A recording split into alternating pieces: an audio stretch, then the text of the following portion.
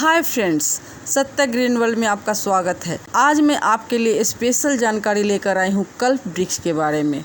कई लोग इसे सिर्फ कोरी कल्पना ही समझते हैं, लेकिन आइए जानते हैं आज इसकी सच्चाई। कल्प वृक्ष कैसा है, कहाँ है, क्या क्या चमत्कार कर सकता है, सब कुछ मैं आज आपके लिए लेकर आई हूँ। सभी ज़रूरी बातें जो आप जानना चाहते हैं चमत्कारी कल्प वृक्ष के बारे में, तो चलिए जानते हैं। वेद और पुराणों में कल्प वृक्ष का उल्लेख मिलता है। कल्प वृक्ष स्वर्ग का एक विशेष पेड़ माना जाता है।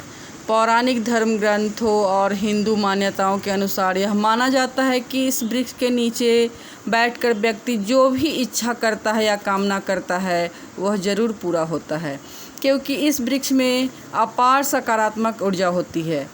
हमारे पुराणों के अनुसार समुद्र मंथन के 14 रत्नों में से एक कल्प वृक्ष की भी उत्पत्ति हुई थी।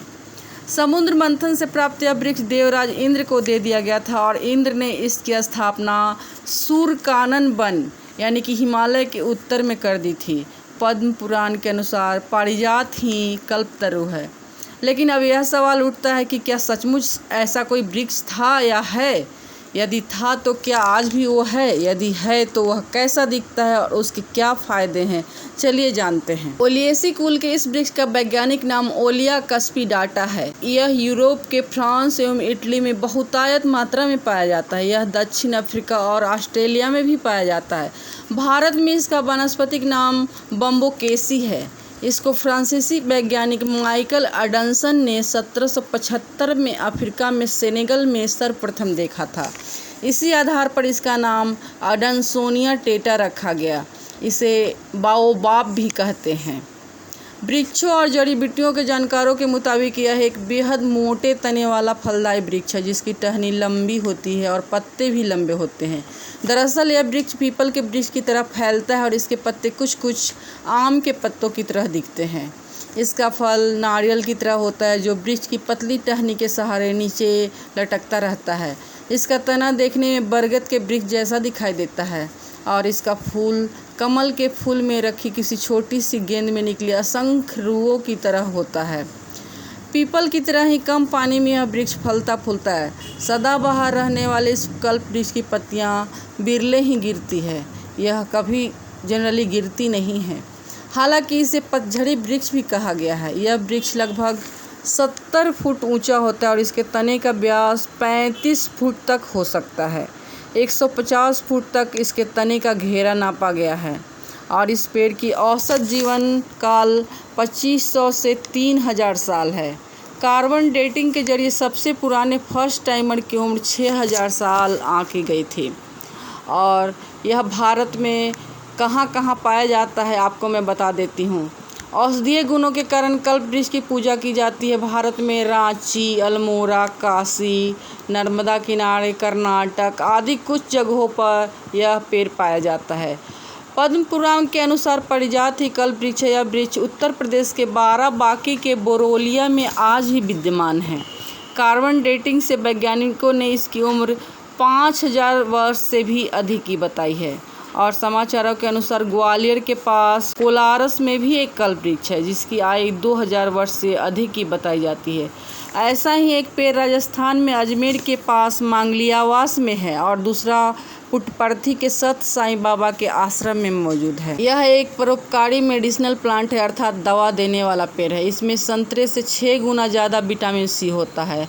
गाय के दूध से 2 गुना कैल्शियम होता है और इसके अलावा सभी तरह के विटामिन पाए जाते हैं। इसकी पत्ती को धोकर सूखी या पानी में उबाल कर खाया जा सकता है। पेड़ की छाल, फल और फूल का उपयोग दवा तैयार करने के लिए किया जाता है। इसके साथ यह सेहत के लिए भी फायदेमंद है। इस वृक्ष की 3 से 5 पत्तियों का सेवन करने से हमारे दैनिक पोषण की ज़रूरत पूरी हो जाती है।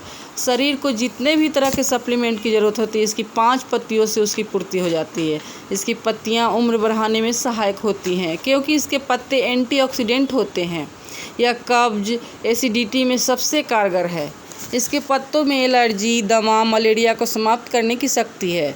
गुर्दे के रोगियों के लिए भी इसकी पत्तियों एवं फूलों का रस लाभदायक सिद्ध हुआ है। इसके बीजों का तेल हृदय रोगियों के लाभकारी होता है। इसके तेल में HDL हाई डेंसिटी कोलेस्ट्रॉल होता है। इसके फलों में भरपूर रेशा यानी कि फाइबर होता है। मानव जीवन के लिए जरूरी सभी पोषक तत्व इसमें मौजूद रहते हैं। पुष्टिकर तत्वों से भरपूर इसकी पत्तियों से शरबत भी बनाया जाता है और इसके फल से मिठाइयाँ भी बनती हैं।